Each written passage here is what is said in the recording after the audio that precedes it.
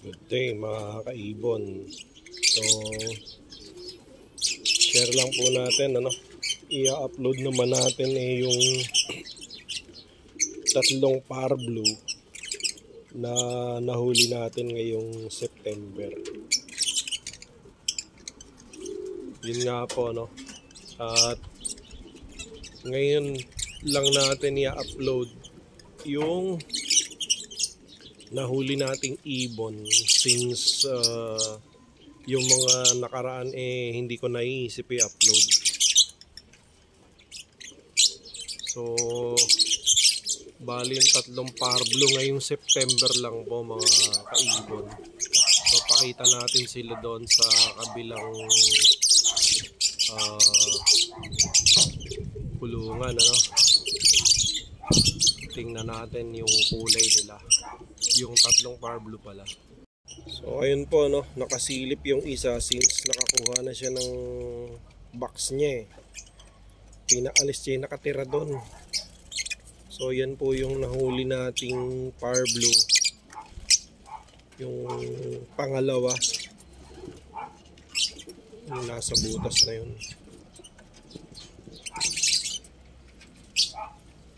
Tapos ayun yung dalawa. Yan po yung parblue na yan, tsaka yung bumaba yan. So ngayon September, yun nakasilip pa yung isa. Tatlo silang parblue na nahuli natin.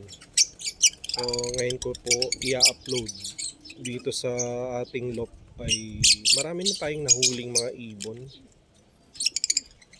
So ngayon lang po mag-upload since matatapos na yung September. So ayan, ito yung parblue na isa. Yan. Tapos yung nakatungtong dun, yun. Yan.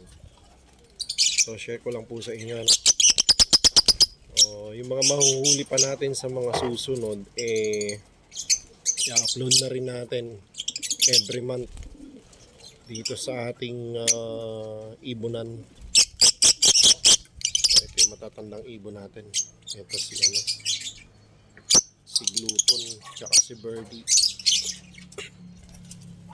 Yan. Tapos may dalawang inakay tayo doon ayan yung maliit na yan at tsaka yun yan, dilaw pa yung uso.